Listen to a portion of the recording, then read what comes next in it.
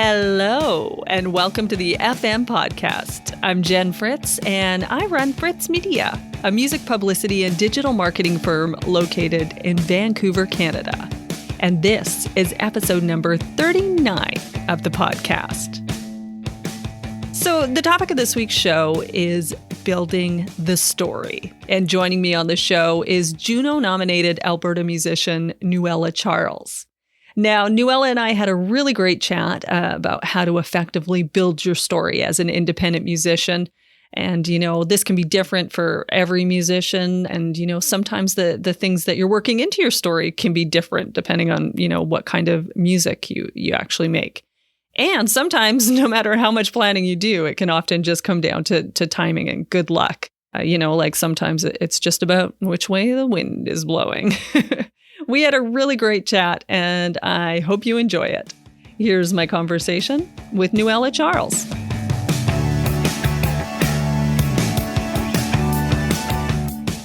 Well, hello, Nuela. How you doing today? Hi, good. Thank you. How are you? I'm doing great. I'm happy that we're close to a weekend, and that is the only thing that is, keeping me going at this point. So, yeah, definitely. I concur. So we've met a couple of times before, I think mostly at like music conferences. And I remember you being at a talk I did with Vanessa from Reach for Alberta Music or something like that. That's a vague memory I have. I think so. I honestly couldn't tell you like which year was which conference anymore. Everything just kind of jumbles up together. I know, especially now that I haven't been to a conference in so long. Mm-hmm. I couldn't tell you what year anything was. And it's like the last 2 years didn't exist. Like it's just like, they're just, I don't know, something happened. I can't tell you what. I know, it's so it's weird. Crazy. I know, just the thought, like everyone's talking about the Junos and everyone's, are you coming to the Junos? Are you going to the CCMAs? Are you going to this? And I'm like, I'm not ready for all of this. Yeah, no, definitely. So the topic for today's show is building the story. And so I guess to tell your story, right, we should probably start at the beginning. So how did your music career start? What is your origin story? My origin story. I mean, like going way back, like I think most musicians, my parents had music in the house. Mm-hmm. My dad had a guitar. He is from Switzerland and my mom is Kenyan. And when I was born in Kenya, moved to Switzerland, was there up until like 6, and then immigrated to Canada because they wanted to be cowboys. Love that. So that was a thing. And so we lived on a cattle ranch in the middle of BC, and I grew up there for like 7 years, did all like the animals, all of that. And never really, like there was always music in the house. I was in all the choirs and drama, but it wasn't like a focus of mine. And then we moved to the Bahamas when I was 13. And it was there where after, I think it was like 2 years, 8 and 9. I think after 1 year, we started homeschooling. I did. And I did more music playing than homeschooling. I taught myself how to play the guitar. I started recording myself on like an old laptop. And then like we had tape, like a little tape deck recorder that I would record on. And it just from there, the passion kind of grew. And just that was the era of like TRL on MTV and like Fifi Dobson, Avril Lavigne, Michelle Branch, like all these girls who were playing the guitar and singing about whatever they wanted to. It was very inspiring for me. And it was like, okay, well, if they can do that, I can do that. Like, totally not a problem. Like, that's not hard, And so I started writing songs and kind of building from there. And then so we were there 5 years. And then during that time, I actually fell behind a year in school because of the music. So my parents were like, okay, it's time to go back to Canada and finish your schooling. And so we moved back to Alberta. And that's kind of where it kicked off, me really trying to figure out. I graduated from high school, but then also like, where are the music programs? Where can I play? Who can I write with? Like, let's see if this is a career. And then from there, I went to college. And then my parents gave me 2 years to do music, like as a career. And 10 years later, here I am. Oh, that's incredible. Yeah. Yeah. So I wanted to talk to you because you do have an incredible independent artist story. you're now a 3-time Juno nominee, which is pretty amazing. And you just dropped your new single, Awakening, which I love, by the way. Nice. Thank so you. good. And it's totally blowing up. Yeah, I just looked at the spins on Spotify. You're doing pretty good. Yeah, it's crazy. Yeah. So how did you get to where you are now? What are some of the decisions that you made along the way that helped to shape your career into what it is now? I think when I started, I had moved, we moved back to Canada, and then a year later, my family moved to Edmonton. And so I went to school, and I was kind of in Saskatchewan, and then moved to Vancouver. And when I was like, okay, I want to do music, I was like, let me move back home, live with the parents, because it's cheap. Yeah. And really focus on the music stuff and figure out what that looks like and what that means. And so I read a lot of books all about like setting up your own record label, about the music business, and very like high level stuff that had nothing to do with me at that time. But I just wanted to know like what are publishing deals? Like why do I need a lawyer? Like what are synchronizations? Like all these things that had no clue and really wasn't ready for, but it was like, I need to know what's going on. And so I read a ton of books, kind of was like, I'm going to do this on my own and try to get some traction and see who wants to work with me and whatever. But it just kind of kept going. And my first record came out in 2012, fully independent. And the whole goal with that was like, if I want the music to be on an international level, it has to sound like that, but it also has to look like that. And so all the artwork, I was very particular about like the imagery and all of that stuff alongside the music. And I think that helped a lot, but it was a lot. Yeah. it was a lot. I do like that you took the step of educating yourself. I wish more artists would do that. I always say that to them. I'm like, it's all on the internet, you can you can just have a look. And I know it is so overwhelming, right? Because there's so many different pieces to it. And you're like, publishing, oh my God, that's overwhelming. And then how do I get my song on TV shows? Oh my God, that's overwhelming, right? So it is a lot. But, speaking of TV shows, you've had some amazing TV sync placements, like kind of over the last few years. How important do you think that those were to help you tell your story? Oh, they're huge. I mean, it's changed so much too, though, because I remember when I got my first ones was, I think in like 2013, like my first bigger ones. Yeah. And they were on like finale shows of these reality TV shows on VH1 in the States. Oh my God. And so when they aired, and they're so dramatic, like they're the worst shows ever. Yeah. But they're the shows that you love to hate. I guess that's the term. Yeah. Like they're just so bad, but like they're so good.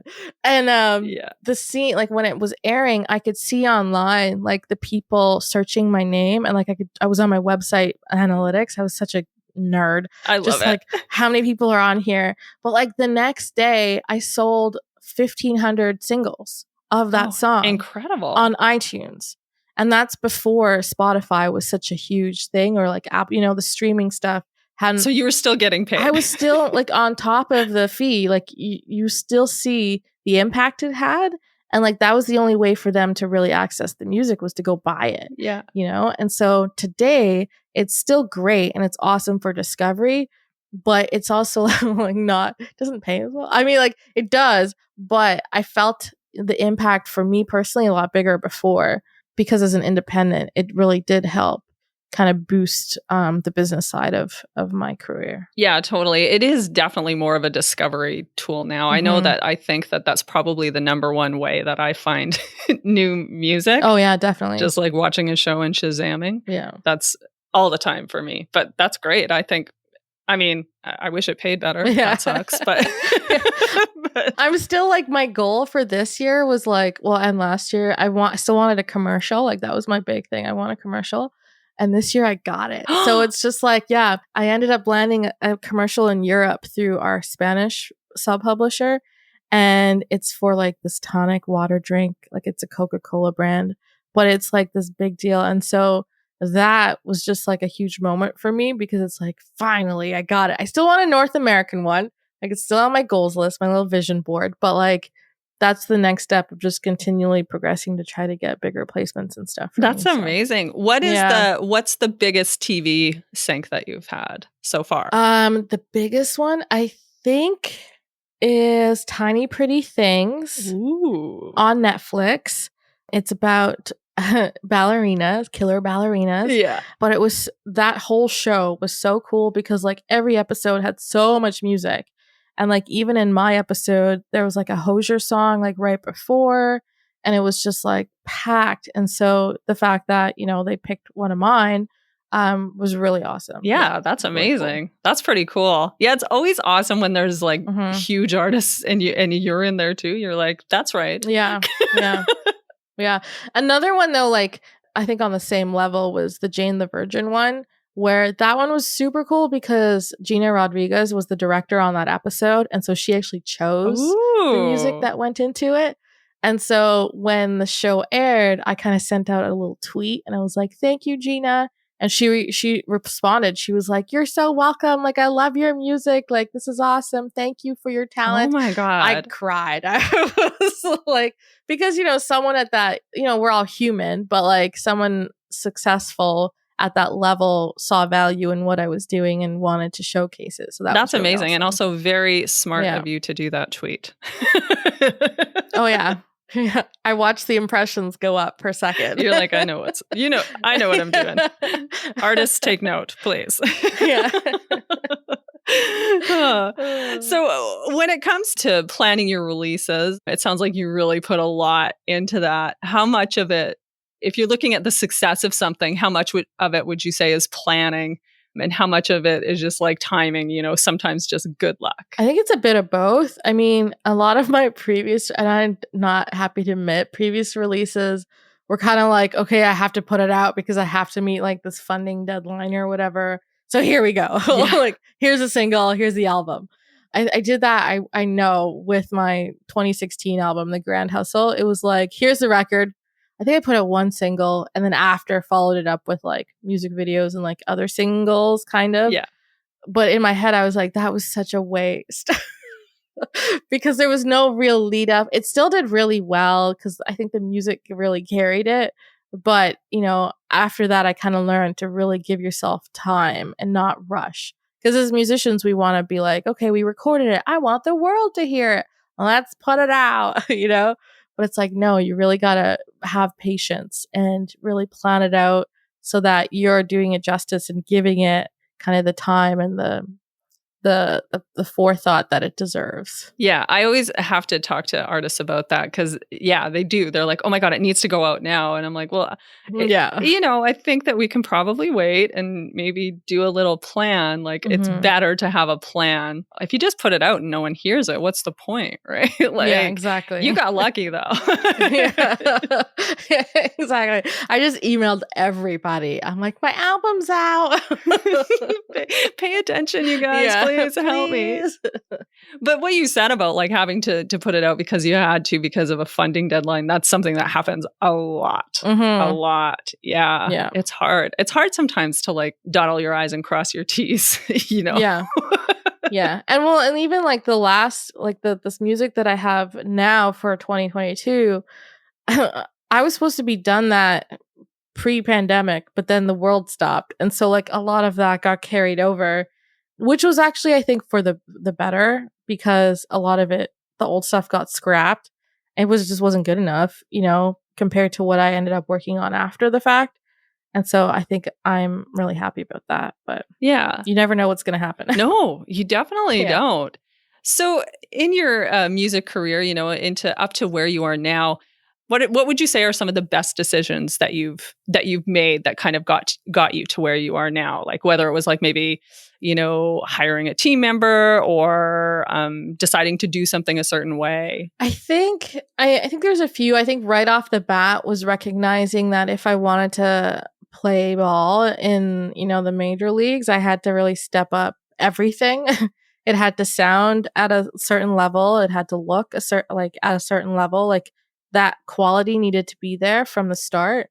But then also like this idea that don't be afraid to ask and to reach out to people. Yeah. In like a very friendly business kind of way. Yeah. Because it's a business. Because the worst thing anyone could say is no. Yeah. And that's not really going to hurt you. It's going to be like, oh, okay, that sucks. But, they're not going to stab you in the heart and leave you to bleed out. Wow, that got dark. Ooh. But it's just like you have to advocate for yourself, especially as an independent, because nobody is going to do it for you. No. And even today, like I'm still doing it by myself. So it's a lot, but if you want it, you got to work for it, I guess. Yeah. You do. I'm still asking myself. You're like, do I? Because this really seems like a lot of work that I'm doing. Yeah. Yeah. I mean, it can be overwhelming. And, I know just particular in the artists that I work with, their number one complaint is social media, like how time consuming it is. And, I'm an artist, I'm not a content creator, all of those things. Yeah. How do you grapple with that sort of thing? Do you have any help? Like, do you have people doing, like, say, your digital ads for you? Do you do all of your own posting? Yeah, I do all my posting for the most part. I do, like, depending on, like, right now, because I'm in a single cycle. I won't Yes, you can't really are. say much more. Like, I have new music coming 2022, but I have a full publicity team here in Canada, as well as the UK and in France, and then like a digital marketing team that handles all the ads. And they really like kind of created a whole schedule for like I think 18 months of like what we're going to be doing, and just like helping me figure out, stuff to post about, because you could literally just be like, hey guys, go check out my single every day. And people are going to be like, unfollow. Yeah. That's not fun. We're sick and tired. But I did warn everybody that they're going to be sick of me by the end of this year. But it's just like, they really help pull it all together and help create that story. And so that's really helpful for that. But yeah, for social media, most of it, like I get kind of into not cycles, but like moods too. Sometimes I just don't feel like it. Yeah. And like on the weekends, it's like, I just want to rest. Yeah. So I try to do a lot during because I'm like, now I do want to rest, but like before I just wouldn't ever rest, And I think when the pandemic hit, it was kind of forced me to sit down and just like take a seat. Just, you're not going to do anything for a while. Yeah. And I recognized I missed out on that a lot. And that I would just go. Like my computer was my best friend, like, And so now it's like just listening, do I want to be filming TikToks today? No. Yeah. So I'm not going to, but it's definitely a challenge, but it's something that we have to incorporate into our business if you want to be seen. Yeah. That's totally true. And I can tell you that I learned that lesson over the pandemic as well. I certainly post less on my personal social media than I did before. That's probably just the nature of what I do for a living. I'm just like, you do it so much. You're just like, oh. Well, and the goal is to make exhausted. It like authentic too, right? Like, because that's what people gravitate towards. So yeah, that's the challenge, making it like making them interested, but not like a salesperson. It's so hard. I know if you feel like you have to post something and then it can come across as contrived, and it's a fine balance, man. I know, man. Well, all right, just wrapping things up a little bit here. I heard you just got back from a writing trip to Spain. Speaking of, rest and relaxation, although you were working a little bit, how important would you say it is for an artist to have sort of like little retreats like this? Obviously, it's a privilege to be able to travel and you can, get away anywhere. But do you think it's important for creativity, those sorts of things? Oh, totally. And I think not even just the creativity part, but surrounding yourself with people who are better than you. And like, because the Spain trip was put on by my publishers, Day Tripper, and their sub-publisher in Spain, Alondra. And so we had a lot of, there was a bunch of Canadians, some Spaniards, but then we also had Scandinavian writers and artists from like Sony and Universal. And so like, you're just put in these rooms with people that you've never met before. And the goal is to come out with a song. I think we had like lunch there is it was like a 2-hour seated lunch. So it was very unique, but in the studio. But it was like, so we had like maybe 6 hours to do like a song. I think maybe less a day. And so that's challenging. But then working with personalities you've never encountered, and maybe some language barriers or the way you would say something is not how they would say it in their homeland. Yeah. So that's really unique and challenging, but it's just like, it makes you step your game up. I was in a camp in Los Angeles. It was like a Zoom camp during the pandemic.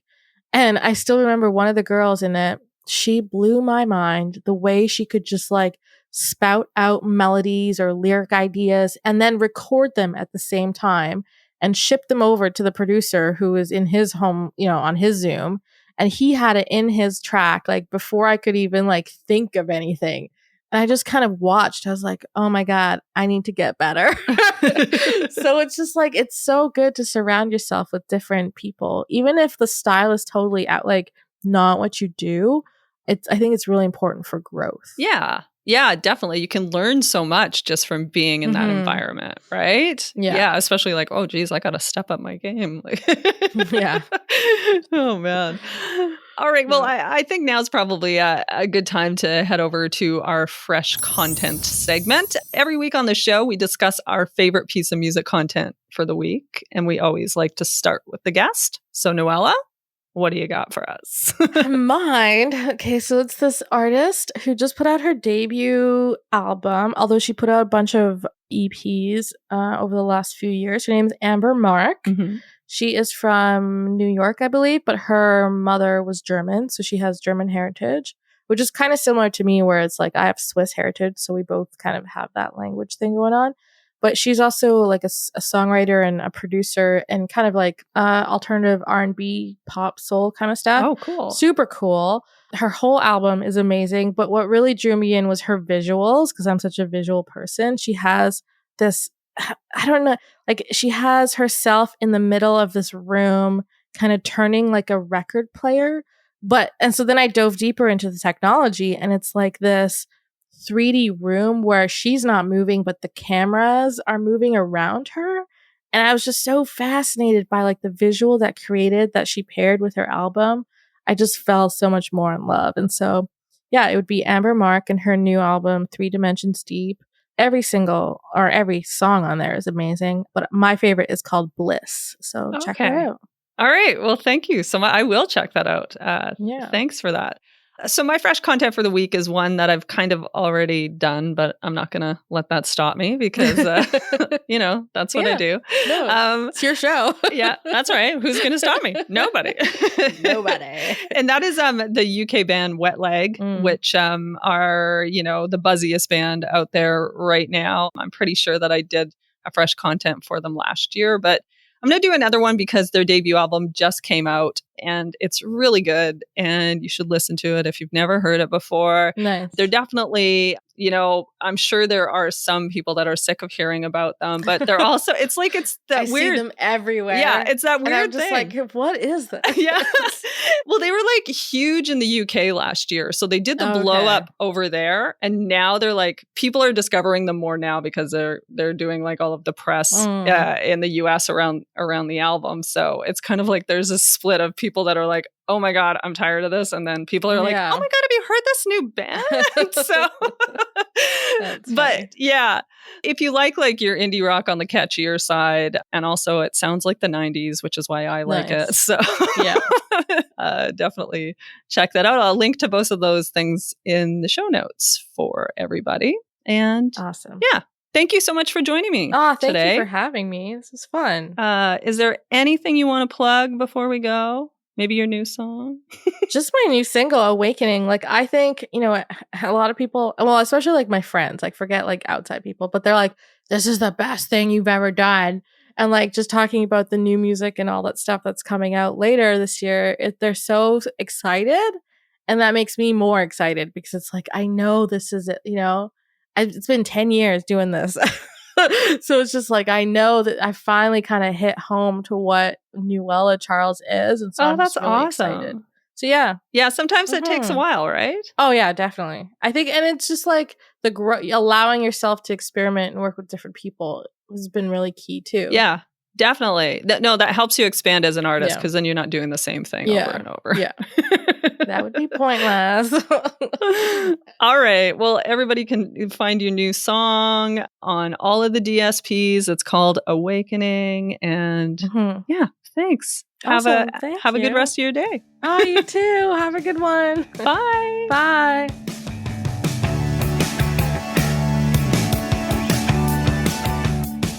Well, that was such a good talk. I really hope you liked it. And thanks again to Nuela for coming on the show. Thanks so much for listening to the FM podcast. If you like the show, please tell your friends and give us a rating and review in Apple Podcasts or wherever you listen to your podcasts. It really helps out the show. It helps people find us in each platform. And, whatever you can do, we'd really appreciate it.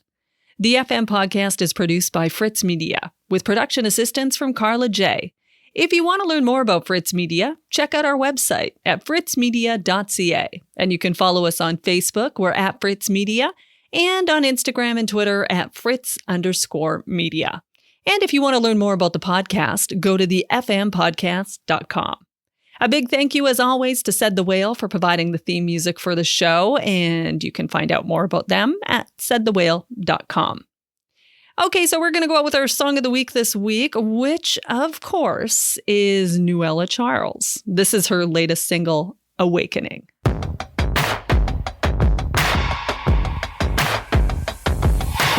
Oh, girls, you never let a fire dim. Never let them see her swim. 'Cause sharks dive deeper when you let them in. Oh, my girl, she never aimed higher. Was afraid to aspire much to anything. And she dreams about diamonds dripping from her skin, colder than the ice that a liquor swims in. Nothing but the best for Her Majesty the King. Yeah, yeah. This is an awakening. This is an awakening. She tried to be a flower, but found a superpower. This is an awakening. Nothing's stronger than a woman. Nothing's stronger than a. Nothing's stronger than a woman. Nothing's stronger than a. Nothing's stronger than a. Each new day, your glow is like a fire, getting stronger, getting brighter. Even rivals rush to feel the flames in this world. She's an object of desire. Fuck the critics and their squires. 'Cause what do they know? And now she's got diamonds dripping from her skin, colder than the ice that a liquor swims in. Nothing but the best for Her Majesty the King. Yeah, yeah. This is an awakening.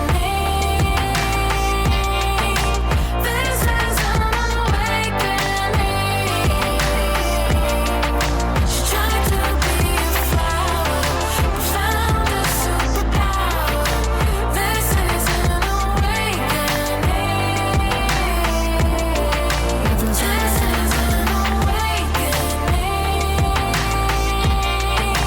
This is an awakening. She tried to be a flower, but found a superpower. This is an awakening. Nothing's stronger than a woman. Nothing's stronger than a. Nothing's stronger than a woman. Nothing's stronger than a. Nothing's stronger than a woman. Nothing's stronger than a.